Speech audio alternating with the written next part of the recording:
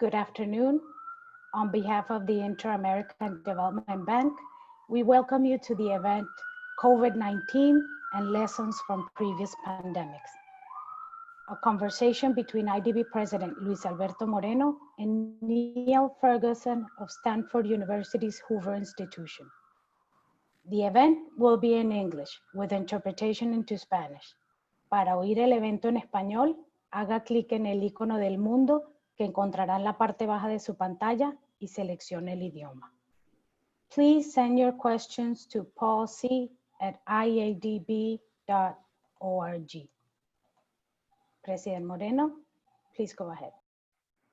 Well, good afternoon, everybody, and it's a real privilege and an honor to have with us today Professor Niall Ferguson, one of the most prolific writers, one of my favorite writers. Few people have studied history in so many dimensions, but more importantly, what I'm always fascinated by Niall is able to do is to connect history and economics, which really explains so many of the things that we all are living today. And more importantly, the whole question of his study of power and Western power, liberal democracies. These are all the great things that he's been writing about for so many years. So it's truly a pleasure to have Niall with us today. And I would ask you perhaps, Niall, if you give us a little bit of context of what you're doing, how you're observing all of these crises, what lessons do we have from history? And then we'll begin a conversation and have many of the people who are connected have the chance to ask you questions. So over to you, Niall. Well, thank you, Luis Alberto. It's a pleasure to be with this IDB group. And I hope I can begin by making one thing very clear. I am not Niall Ferguson, spelt N-E-I-L, the epidemiologist at Imperial College London, whose rather questionable model led to some drastic policy changes in a number of countries, including the United States. I am Niall Ferguson, the historian based at the Hoover Institution at Stanford. And I have to say that because our names do sound the same, but my parents luckily opted for the Gaelic spelling, the traditional spelling. Even so, people who can't spell have been confusing me with the other Niall Ferguson for months now. And every day I get at least one death threat via social media, and it's all very unjust. I'm going to remind you and our audience don't know this, but we last met in Beijing. It feels like 100 years ago, but it was just at the end of last year at a dinner with our mutual friend Ju Min. And little did we suspect when we were at that dinner that dinners themselves would become a difficult thing to do in 2020. As an historian, I've worked on the history of pandemics for many years. I wrote part of my book on the First World War, The Pity of War, back in the 1990s, on the impact of the so-called Spanish influenza on the German army in the middle of 1918, hypothesizing that one reason the German army collapsed in the crucial months after the Battle of Amiens was, in fact, the influenza, which led to a huge spike of illness in that army at a crucial moment, the decisive moment of the war. And so periodically throughout my career, I've run into pandemics. If you're a historian, as I am, who covers a lot of ground, you can't really miss them. In my very earliest work, my doctoral dissertation on the city of Hamburg, I became immersed in a huge study by the historian Richard Evans of a cholera epidemic that hit the city of Hamburg in 1892. In the work I did on the British Empire, I was constantly dealing with the problems of infectious disease, which made colonization such a very hazardous activity, and was astonished to find how big a part managing pandemics was of imperial governance. All of this is a kind of preamble to explain why in early January of this year, when I was back in Asia, in Hong Kong, and then in Taipei and in Singapore, I heard for the first time some news about things in Wuhan that made my brain light up with bright red lights and red flags. I was pretty quickly persuaded that something very bad was happening in Wuhan. And by the time I got to the World Economic Forum at Davos in the middle of January, all I could think about was the coming pandemic. And I was astonished to find that nobody at Davos was interested in talking about that. As usual, they wanted to talk about climate change and Greta Thunberg and how wicked Donald Trump was. And I kept saying to people, but there's a pandemic coming now, and you're talking about climate change, which is really a relatively distant prospect. Are you all crazy? Because this is going to change everything. And I remember doing a number of talks at Davos, and people were sort of rolling their eyes at me as if I was a crazy man. So I started writing back in January in my newspaper column and elsewhere about the likelihood of a pandemic and its implications. And I got into arguments almost immediately about what the correct policy response to a pandemic ought to be. I'll say a few more things, Luis Alberto, and then hand back to you. It's actually one of the oddities of a crisis like this, that it's been predicted multiple times. It wasn't just Bill Gates. There were numerous warnings of a pandemic by, for example, the epidemiologist Larry Brilliant, the astronomer Martin Rees, Lord Rees, even made a bet with Steve Pinker that there would be either a bioterror or bioerror disaster that would kill 1 million people by 2020. So this was what people sometimes call a grey rhino, something that we saw coming or should have done. And yet, paradoxically, when it happens, when it finally showed up in January of 2020, everybody acted like it was completely amazing and unexpected. Nobody could possibly have predicted this. I've heard that so many times. And I laugh because we were predicting it for years. But it stopped being a grey rhino and suddenly became a black swan in a strange kind of zoological metamorphosis. And the historian's kind of response to that is, why don't any of you know any history?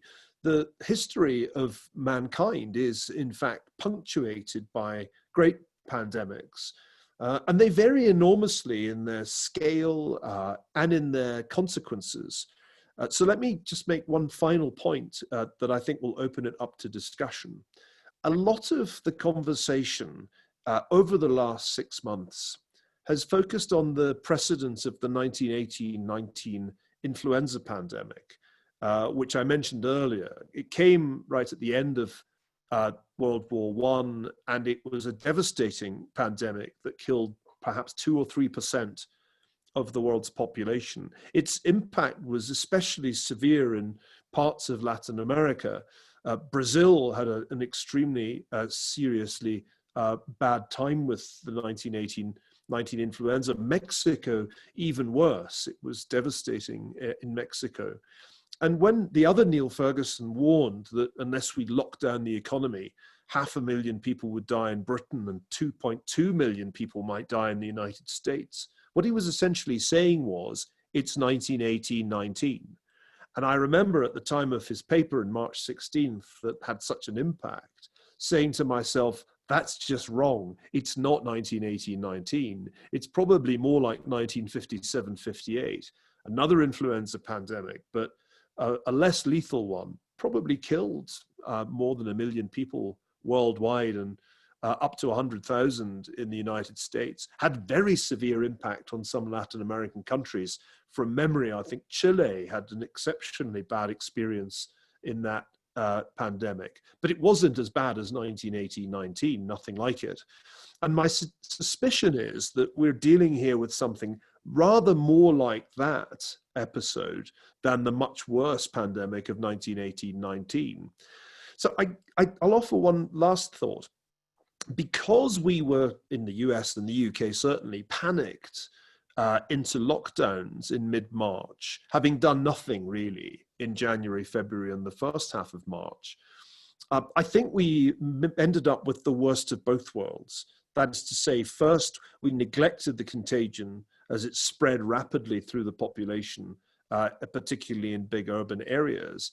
And then we panicked and we inflicted a depression, an economic depression on ourselves with the very blunt instrument of lockdowns. And I'm pretty sure future historians will say that that was the worst of both worlds, because we didn't act early enough to contain the contagion. And then when it was too late, we did something extremely drastic, which was to shut down the economies. As I look at what's happening in Latin America, I'm struck by the fact that it's going quite badly in Brazil, though actually Ecuador, I think, is the country that's had the worst experience so far. It's been pretty bad in Peru, where excess mortality, at least according to the figures I've seen, is at a very high level, higher even than the UK, which has done very badly indeed. Argentina has a relatively moderate public health crisis, but a disastrous economic situation, because it was already heading for default even before the pandemic. And the lockdown there is making matters, of course, much worse, because the situation is only getting worse economically at a time of existing economic crisis. So the picture in the region that you cover, Luis Alberto, is very diverse. I think the bottom line is that it ain't over. And pandemics are never over in 5 or 6 months. More likely, they're 2-year events, depending on a variety of unknown variables about the virus and, of course, about whether a vaccine is going to become available. So I think the center of attention in terms of international coverage is in the process of shifting from Europe and North America towards Latin America, because there really are some very serious and concerning trends visible there. There's not much sign of the curve flattening in Brazil, for example. And I think it's therefore a very good time for us to be having this conversation, because I suspect that the worst is unfortunately yet to come for many countries in the region. So a historian brings a different set of perspectives from an epidemiologist. I think perhaps it would have been better if they'd listened to this Niall Ferguson rather than the other one back in March. I'll leave it there. Well, thank you very much, Niall. And you know, it's fascinating listening to you, because you're right. I mean, the pandemic is definitely spreading to the Southern Hemisphere, not just to Latin America, but to Africa. I mean, Africa is probably, you already see a lot of cases in South Africa. This morning, when we were looking at the numbers, Latin America as a whole has close to 1.1 million cases. And as you correctly say, they're largely concentrated, Brazil being the most populous country, but then equally you have in countries like Peru or Chile and Ecuador, a large number of cases. And also that has to do with the amount of testing. You know, but doing a parallel between how we have managed the pandemic this time around and how it was managed in 1918. I was reading a compatriot, a Colombian by the name of Gabriel Garcia Marquez, who I'm sure you have read, and in his books, a wonderful called Love in the Times of Cholera, he talks about how people were told not to get off ships because of the risk they had of contagion. How have we managed this differently than in 1918, number one? And two, when you were in Hong Kong and you were referring that you were seeing and you came to Davos, and I was there, and you're right, nobody was talking about this. It was kind of like a marginal discussion. But yet you saw this coming. Why was this different than, say, the MERS or the SARS or the other cases that we had seen in the past? Great questions to begin with. The viruses of the 1918 and 1957 pandemics traveled mostly by boat or train when they wanted to go, as it were, long distances. And even with the relatively slow speeds of transoceanic shipping, the virus spread with remarkable speed to pretty much everywhere. In 2020, unfortunately, we had much more rapid and high volume passenger traffic flying around the world.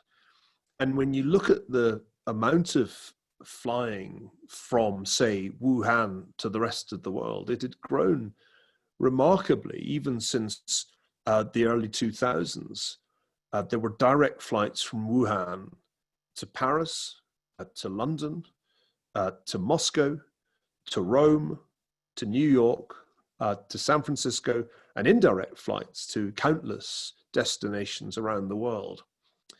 So a problem that was greatly underestimated prior to 2020 was that we had grown and accelerated international transport networks to unprecedented heights. And that meant that far from there being Marquez-style restrictions on people coming off boats, people were pouring off planes from China into Europe and North America especially, but also into other Asian destinations that were much nearer. There were a great many flights going to places like Vietnam, to Thailand, holiday destinations for Chinese tourists. And that meant that unless you acted extremely quickly early in January, as the government of Taiwan did, or the South Koreans did, and instituted testing and temperature checks and contact tracing in January, and I don't mean late January, I mean early January, then you were bound to have the virus in your society, because there were just so many people traveling from China in late December, early January. It's this time when it's the peak of travel to North America, for example, for Chinese people because of the Chinese New Year. And it is worth pointing out that the Chinese government shamefully sought to cover up what was happening in fateful weeks through December into January, and didn't actually introduce a lockdown on Hubei province until the 23rd. It wasn't even a perfect lockdown, because actually a few flights left after that, though they didn't have many people on them. And they didn't lock down the other Chinese airports, because by that time, by the 23rd of January, actually people had traveled from Wuhan all over China. The virus was widely distributed through China, and flights continued from other Chinese airports to destinations all over the world. So compared with 1918-19 or 1957, we have been dealing with a much more rapid spread because of these huge volumes of passenger traffic through the air, and all the attempts to stop that flow came much too late to be effective. And indeed, most travel bans have in fact been quite pointless, because they came so late after the virus had arrived in countries. Yeah, we have a large number of questions coming in, so I'll start reading some of them. There has been a lot of discussion regarding the pandemic and control measures that have been better implemented by more authoritative governments. Is the control of a pandemic worth a lasting price tag on liberty and democracy? Well, it ought not to be necessary to limit individual freedom and democracy. The countries that have handled this best are Taiwan, South Korea, Israel, New Zealand, relatively small countries. It's true, although not that small in the case of Taiwan and South Korea, that very early on introduced broad testing and contact tracing, didn't need to do economic lockdowns in the case of Taiwan, have had minimal casualties. In fact, I think fatalities in Taiwan are astoundingly low, considering how close it is to the People's Republic of China. And Taiwan, of course, like the other countries I've mentioned, is a vibrant democracy. In fact, it had an election in January when I was in Taipei. And I tell you, if you want to see how to do an election right, that's the place to go, because they really do an extremely good job of conducting a universal suffrage election. I think there's a great illusion which the Chinese government is very keen for people to have, which is that they were showing the world how it was done when they locked down Hubei, ruthlessly, in some cases locking people in apartment blocks, And of course, the Chinese government has significantly curtailed such liberties as people in China have by using all kinds of digital surveillance in very intrusive ways to prevent further outbreaks. But that's not the role model that we should be adopting in democratic countries.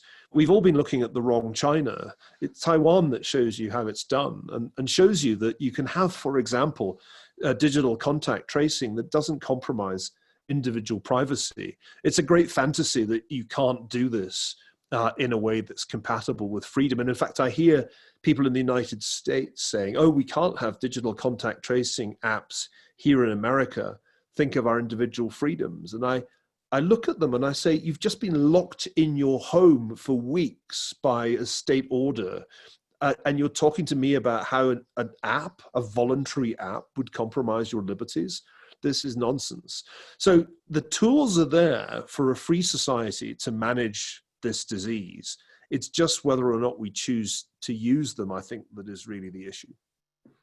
Another question is, some people think that the very idea of emerging markets could be over because the faster growth that justified the greater risk in those countries has now disappeared. How will countries in the global south get access to capital in the years ahead, in your view?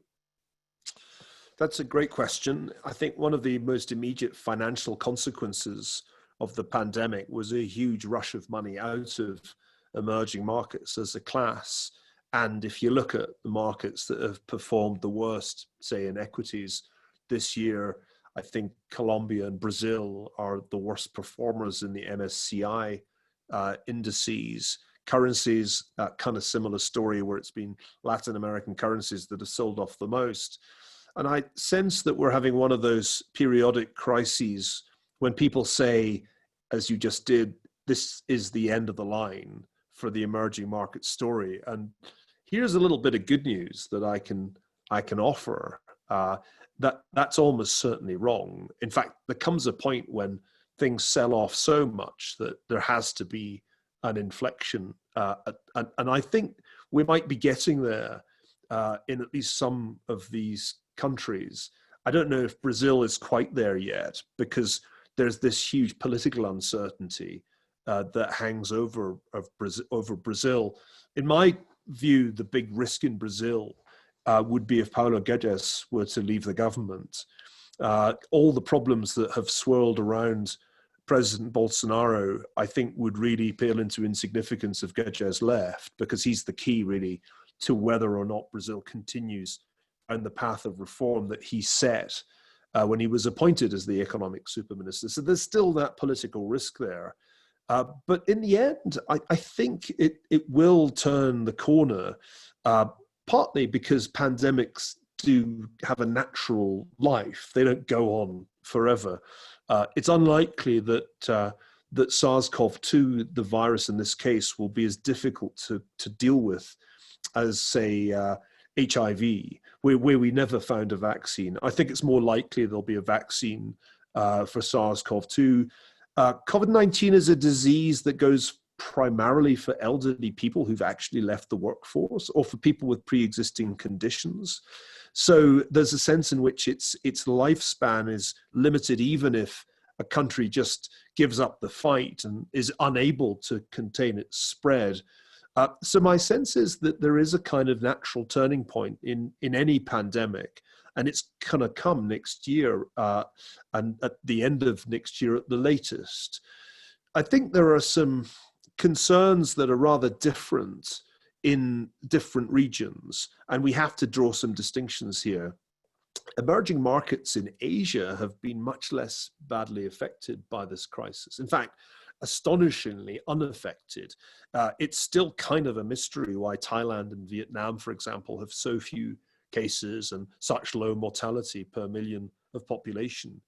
Africa, when you turn to big African markets, is another story again, partly because the African population is relatively young, partly because Africans are much more likely to be outdoors. Remember, a key feature of the virus is that it spreads indoors in crowded indoor environments. That's the vulnerable place. The more people are young and outdoors, the less COVID-19 can really do.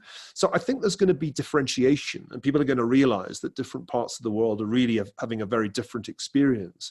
As I mentioned, the problem is that Latin America looks like a place quite badly vulnerable to the disease. But even then, it seems to me, there is an end in sight. And so, no, it's not all over for emerging markets. In fact, at some point, the problems that are going to emerge in the developed economies, secular stagnation on steroids, depression-like levels of unemployment in the United States, and I think a very much slower path to normality than investment bank researchers are predicting. This is going to cause another rethink of investment allocation, and I think that's another reason not to be too pessimistic. You know, another question coming from the audience, he says, you have talked a lot about the Thucydides Trap.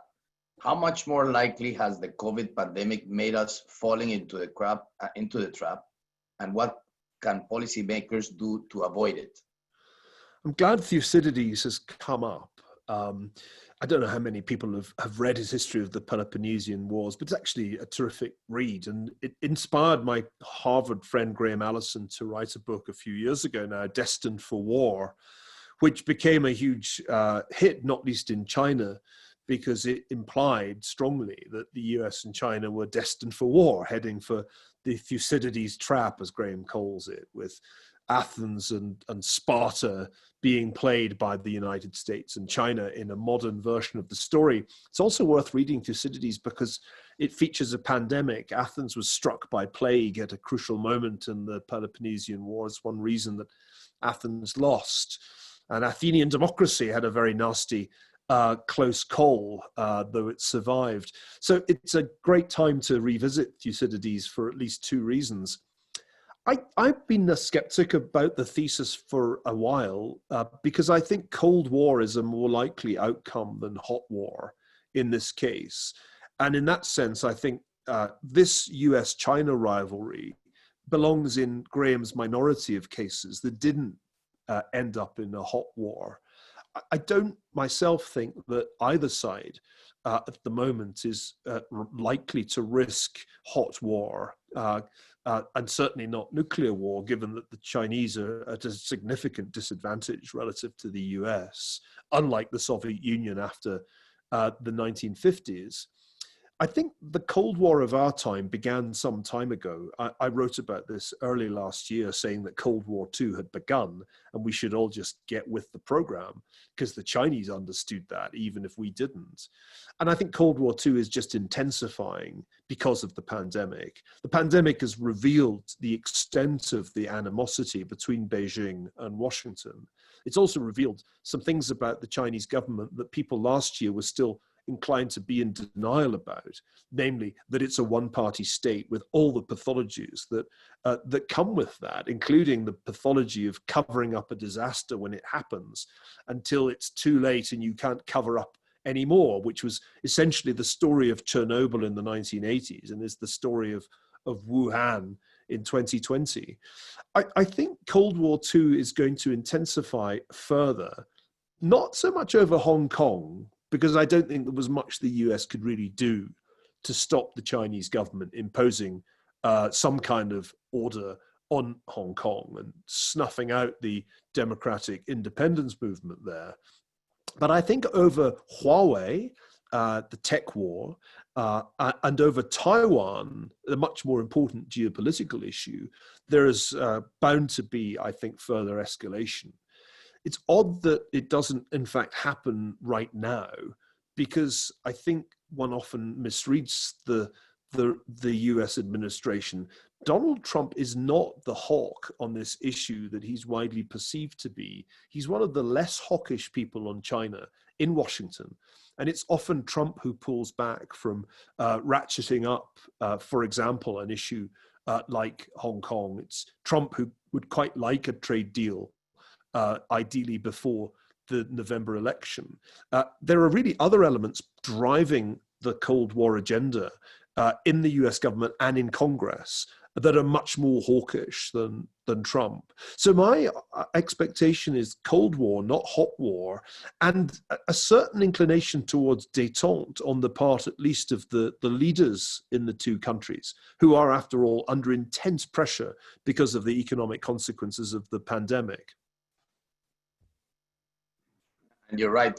Just following the U.S. Congress, there's over 100 different bills putting pressure on China, as you were mentioning. There's another great question. You have been chronicling the decline of globalization. In fact, you've written many books about it. What will be the effects of the pandemic on things like transportation, education, tourism, and other industries that have truly thrived with globalization? Well, it's a great question. Globalization reached a peak in around 2007. I guess that was the sort of the age of chimerica.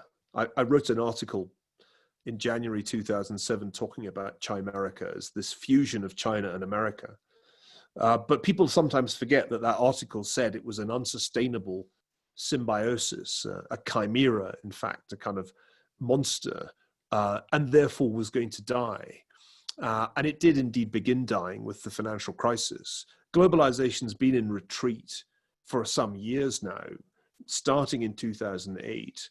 If you measure globalization in meaningful ways, I'm talking not just about trade, but about flows of capital, flows of people, and flows of information.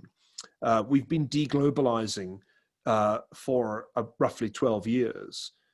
Most obviously, there's been a decline of international capital flows. It's a remarkable fact that China is actually now the biggest exporter of capital to emerging markets. That's one of the many turnarounds we've seen in the last 10 years. But the Chinese began this so-called decoupling process themselves when they decided that they would have a digital great firewall around their internet. And essentially the Chinese internet is separate from the rest of the world's internet. So I think deglobalization is a sort of unstoppable trend. The mistake that many people make is to think, oh no, we're heading to the 1930s. And that's the wrong way to think about this.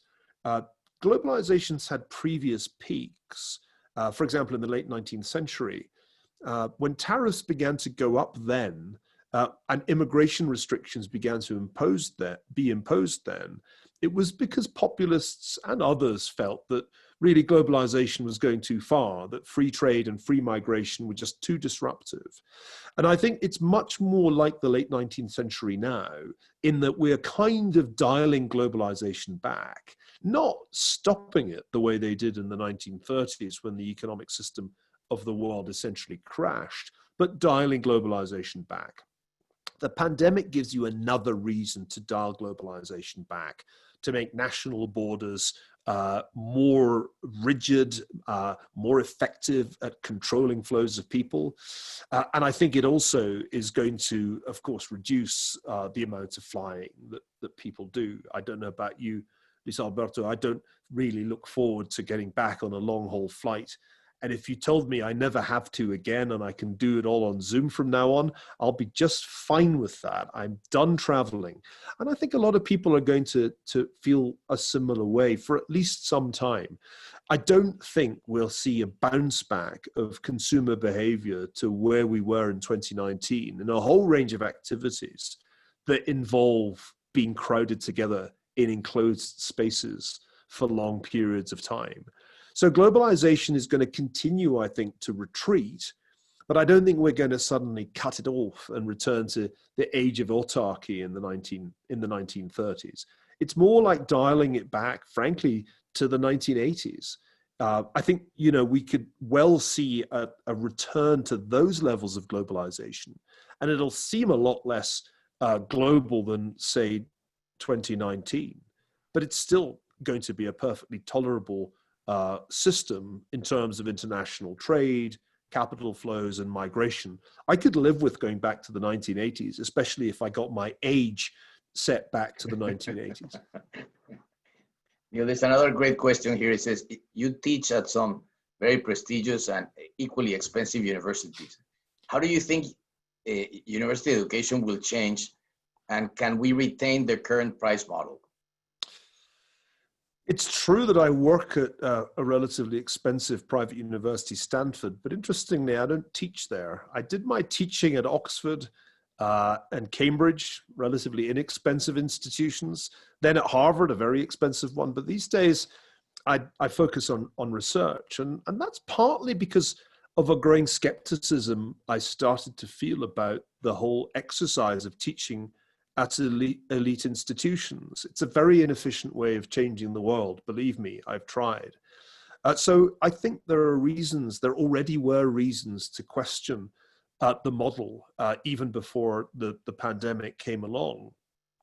With the pandemic, institutions of learning at all levels, including the school my 8-year-old son attends, have had to switch to distance learning. And it's clearly a kind of moment of revelation when you find out what, in fact, you're getting from your teacher and the materials that are available.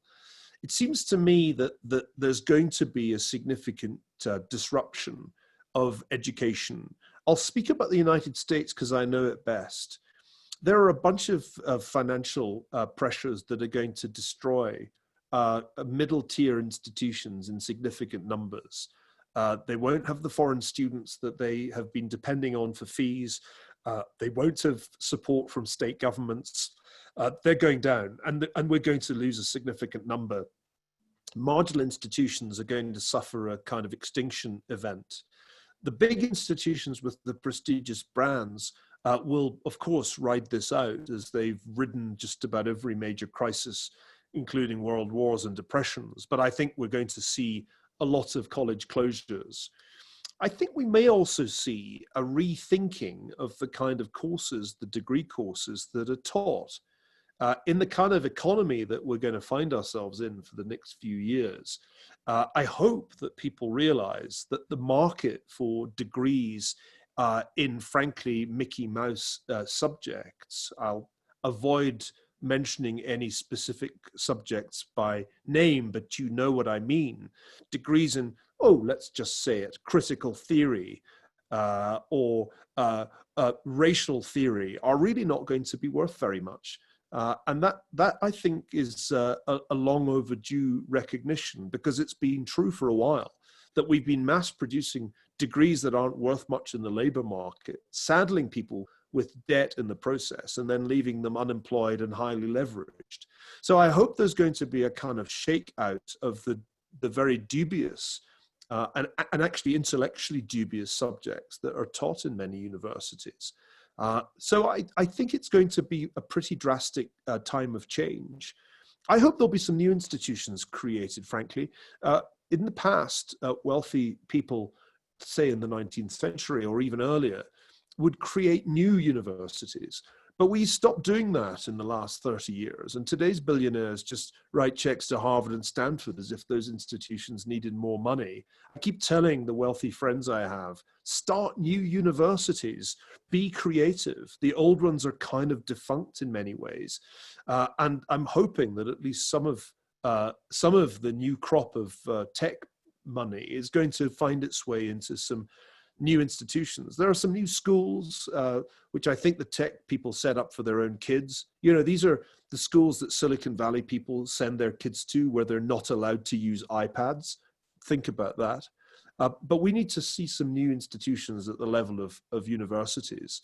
And I'm kind of hoping that will happen soon, because I'd love to reinvent university as an experience. I'd love to create a real degree course, let's say a 3-year program that exposed you to history, to classical literature, to at least one other language, but preferably 2 other languages, but also to statistics, to some of the hard science that lies behind complexity theory and network science. You could create a fantastic course that would really educate people for the 21st century.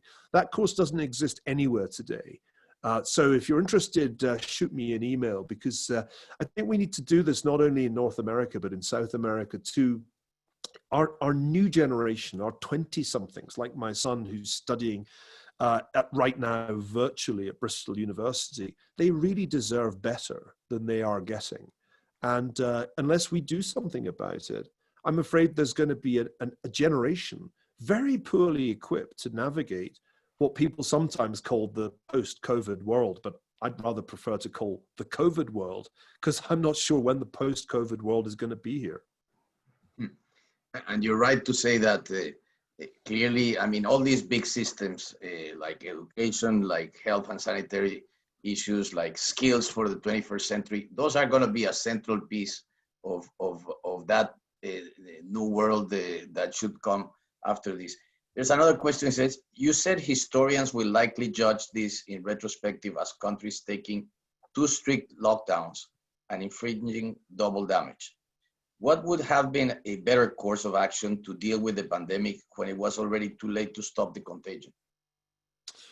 Well, we're learning as we go a lot about this disease. And one of the things that we're realizing is that it doesn't attack a population as if it's a homogeneous population. A lot of epidemiological models assume a homogeneous population and a kind of standard reproduction number. But if you actually start looking at the more sophisticated research, you'll see that that's a really old-fashioned approach. In fact, we should assume heterogeneous populations with quite significant variation in not only susceptibility and vulnerability, but also in capacity to transmit. SARS-CoV-2 is a virus which seems to be transmitted disproportionately by a relatively small proportion of people. And these so-called super spreaders, maybe 10 or 20% of people cause 80 or 90% of infections, are absolutely crucial to understanding how to manage the disease. Forget the idea of herd immunity. With a disease like this, you don't need everybody to be exposed to the virus. In fact, you don't want that because you'd end up with really high excess mortality amongst older people. What you want is to prevent people getting the virus. And you can do that if you have testing, broad and reliable testing, and contact tracing. If you do those things, then you can identify the super spreaders the way they did in Taiwan and South Korea. South Korea is really interesting because they had a couple of super spreader events and they were able to get it under control because they identified the individuals and their social networks and were able to isolate those people. So the whole approach that we've adopted with blanket lockdowns is not only economically harmful, it's not clear that it has any benefit at all to controlling the public health crisis. The Blavatnik School at Oxford University has done some great work showing that stringency of government measures has varied significantly from country to country. There is no correlation between the stringency of government measures and outcomes in terms of contagion, in terms of cases and deaths per capita. The only correlation is between stringency of government measures and scale of economic disaster. So we've really quite badly misread this disease. And I think that reflects a failure at the level of public health bureaucracies. A lot of the people making decisions at the middle level, for example, at the Department of Health and Human Services in the United States, actually didn't understand the kind of disease that they were up against and hadn't learnt the lessons of SARS and MERS. Now, this came up earlier and I didn't address it, so let me do that now. SARS and MERS were coronavirus diseases, but of course they didn't spread globally because in those cases, there were not protracted asymptomatic periods. People were not asymptomatic and contagious, and they got sick very quickly, so it didn't go global. SARS-CoV-2 is this crafty, sneaky virus that is transmitted by people who have no symptoms and who sometimes never really become ill. So we're up against a very different foe. It's also quite different in that respect from the influenza viruses that I began by talking about, the 1980, 1957, 1968, 2009 swine flu. We've been planning for another influenza pandemic, not for this new coronavirus. And only those countries that really learnt the lessons of SARS and MERS got this right. And that's why I think Taiwan and South Korea stand out, because they really had to think about this. It's not too late for us to fix the problem, though it's harder for poorer countries, because clearly in order to do broad testing and contact tracing, you need some capacity in public health that isn't available in every Latin American country. However, there is a reason to be semi-optimistic. you've got to target not only the super spreaders, but also the super vulnerable. As long as you recognize that there are vulnerable groups, that is to say, people over the age of 65 in particular, and people with pre-existing conditions like diabetes, obesity, you can do a lot more to protect those people than we're currently doing. We actually killed a lot of people prematurely in those demographics in Western countries in the Northern Hemisphere because we failed to protect care homes for the elderly. And those were the places that killed a huge proportion of COVID-19 victims in the UK. Maybe half of the people who died were dying in those homes because they weren't protected from the spread of the virus. So I do think that everywhere in the world, people in public health need to be scrutinizing the research that has been coming out and learning about this disease. For example, learning how it spreads. It's not rocket science. It's clear that the thing spreads much more readily indoors, that it's spread when people shout and sing. It's clear that masks make a huge difference in limiting spread, and the countries that adopted masks broadly did well. It's one reason Japan has got off so lightly.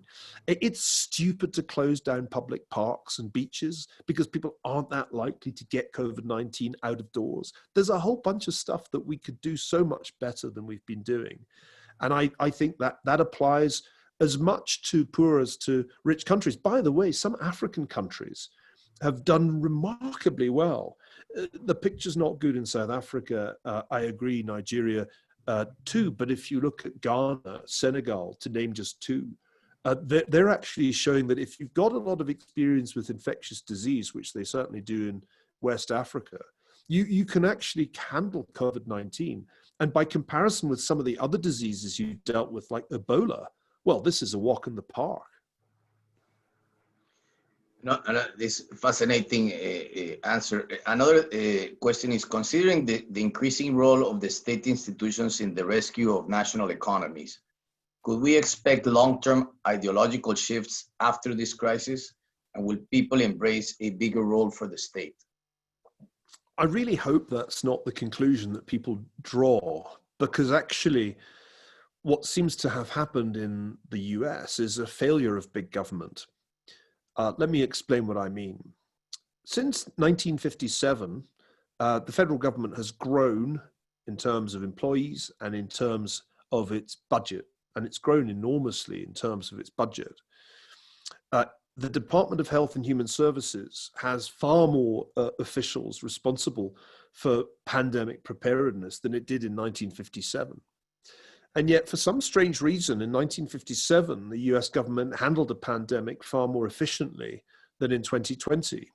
It's actually worth studying that whole episode. I wrote a paper about it recently because of the way in which the federal government then just zeroed in on a vaccine and devoted resources to that one thing. Did no lockdowns, no school closures, minimal economic disruption. And that's why nobody remembers the 1957-58 pandemic.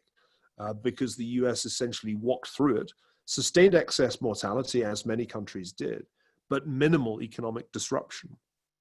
So the federal government is big government. It already is. There are plus 60 different federal agencies. About 10 of them have some responsibility for pandemic preparedness, and they all failed. Epically, it was a complete disaster of public health bureaucracy. And the media, unfortunately, in the United States is so obsessed with President Trump that it doesn't cover the story that actually there was a public health bureaucracy failure. So I think the right conclusion from this crisis is that there's something wrong with the bureaucracy of public health, also in Britain, where the professionals and the expert advisors got this disastrously wrong. We should be talking much more about that than we are. Instead, we're lapsing into a very lazy conversation that says, oh, well, a lot of people got sick, therefore we need to have universal health care, without any really serious assessment of why it is that a lot of people got sick, which really doesn't have anything to do with the existence or non-existence of universal health care. Canada has a different healthcare system from the United States. Canada's experience is not that different in terms of cases and mortality. I think the political consequences are much harder to figure out than many people who write about this seem to realize. It is not at all clear to me that despite presiding over a public health disaster and unemployment numbers comparable with the 1930s, President Trump is going to lose on November the 3rd in some great swing to the left. In fact, the more radicals take to the streets and engage in violence and looting, the more likely I think Trump is to get reelected. So the political consequences of a pandemic are tricky. It was easy to predict that after a financial crisis, populists would gain ground because they'd be able to attack globalization and they'd be able to attack the financial elite and all the stuff that populists did after 2009. But after a pandemic, when the populists are already in power in many countries, including Brazil, it's not so clear how this plays out. And I think we should therefore be very careful about concluding that the case for big government has somehow been made. Actually, we're going to wake up to huge problems of debt and debt monetization. Probably next year we'll realize the scale of the problems. And then it might not look so clever to have blown up the federal debt and the Fed balance sheet in response to a public health emergency that really didn't necessitate any of that and wouldn't have necessitated it if we hadn't done economic lockdowns. So it's a kind of chain reaction of policy error that I think we're looking at here. And its political consequences are actually pretty hard to predict. Neil, in all of your writings, always about, history of international economic cooperation, how do you see in this new reset that we're going to be living, kind of the changes that the world is going to have to do? Maybe, and you correctly said, perhaps the peak of globalization was in around the financial crisis. But certainly internationalism and cooperation internationally will need to be fundamentally enhanced. How do you see that evolving, especially when you compare that, to the creation of Bretton Woods institutions, many of the things that happened after the Great Depression and of course after the war? What parallels do you see of what we can look forward to? Well, I'm not a romantic about international institutions, but nor am I a wrecker who wants to just break them up. I'm a realist. If you think back to the institutions that were created towards the end of World War II and after the United Nations institutions, then it's important to recognize that they came into existence at a time of very rapidly escalating Cold War.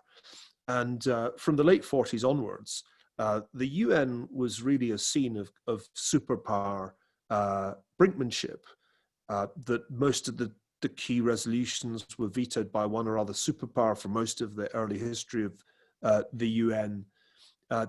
Let's not have rose-tinted spectacles about some mythical liberal international order that never really existed, except maybe in that brief period after the collapse of the Soviet Union and before the rise of China.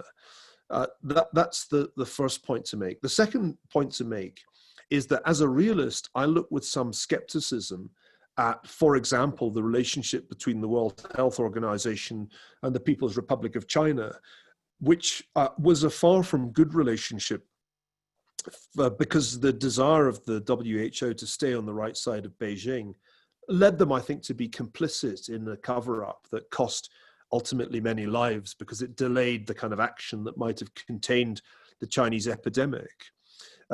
It's interesting that the WHO is in the firing line, but other institutions are kind of forgotten about. Right now, there are 4 UN organizations that are under Chinese leadership. The head is actually a Chinese citizen. One of them, just to give an example, is the International Civil Aviation Organization. In the course of my research, I tried to find out about how many planes had left Wuhan in the course of January.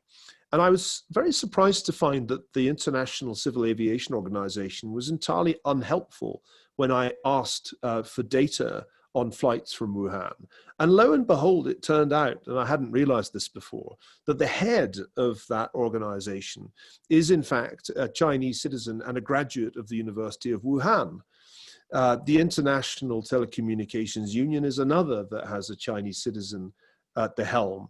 So a big question that I think we all need to ask now that Cold War II is really underway is, are these agencies in fact fit for purpose if they are effectively run by agents of the Chinese Communist Party?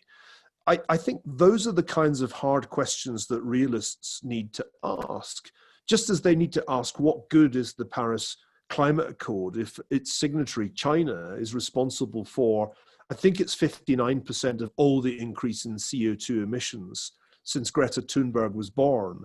We have to stop kidding ourselves about the way these agencies, these institutions work. As was true right from the outset in 1945, the great powers have disproportionate influence through their permanent membership of the Security Council.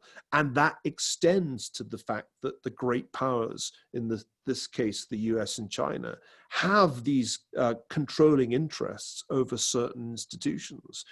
I don't want to break them up. Donald Trump's solution, leave the WHO, is the wrong solution. But I do think that we need to be much more realistic about what international agencies can do when there is a Cold War on, just as it was difficult really to get them to do very much during the time of the first Cold War. I know we're running out of time, Niall, but I just wanted to, as a final question, in a lot of your writing, you always kind of talk about, in periods of stress, how humanity has been able to create incredible new things, to progress in ways that were not anticipated. And that, and also you started to allude a little bit to that. What makes you optimistic when you look at all of this? And how do you see that whole process of innovation coming together? Well, it's a great opportunity to end on a positive note. I'm optimistic that we can have this conversation with you in Washington, me in darkest Montana, and others from all over the world. The technology works, and we should be happy about that, because let's face it, if this pandemic had struck before video conferencing was really working, this would all have been a great deal more difficult. My 3 older kids in the UK and I have been able to keep in regular contact, and we're all adapting to the age of Zoom. And I think that's a sign that technology has our back. The kind of acceleration to a virtual world that we've seen has surprised even the people in Silicon Valley. Things that we thought would take 10 years have happened in just a matter of months. So that's a reason to be optimistic. I am so encouraged by what I've seen in the realm of medical science. I'm the son of a consultant physician, grew up in the sort of in the sight and smell of hospitals. When I look at the way researchers are striving to find breakthroughs in vaccination, in therapies, in our understanding of the virus, I'm really, really encouraged. And interestingly, it's one of the few areas where you see US-Chinese cooperation producing really good science. And credit to Chinese scientists who shouldn't be implicated in the transgressions of the Chinese Communist Party. Actually, it was Chinese doctors who were trying to tell the world what the hell was happening and were being shut down by the Communist Party back in December. So that gives me a lot of optimism. My 8-year-old son has coped much better with distance learning than I expected. And one of his enthusiasms, entirely inspired, I think, by his own researches, is for microbiology. He's been giving me lectures on all kinds of things, meiosis and mitosis, which I didn't know the difference between until he got started. So I do think that in the face of this kind of adversity, we as a species are really at our best. I think we're going to see all kinds of breakthroughs, not only in the world of technology, the virtual world, but also in the world of hard science, which, let's face it, is the only world that can defeat COVID-19. Well, Niall, this has been a fascinating conversation. It's so great to always have this perspective of history, which we always should look more at and concentrate more. And thank you so very, very much for your time and the opportunity. And I would just love to hear the conversations with your children at the dinner table with the kind of intellectual curiosity that you have, has to make them even more curious. So thank you so much for your time, and continue to have a good and healthy stay in Montana. So thank you very much. Thank you, Luis Alberto, and thanks to everyone who tuned in for this discussion. It's been a real pleasure, and I hope you've all got something out of it. Stay healthy, and read. This is the greatest reading break in history, and we should all be taking advantage of it. Great. Thank you so much.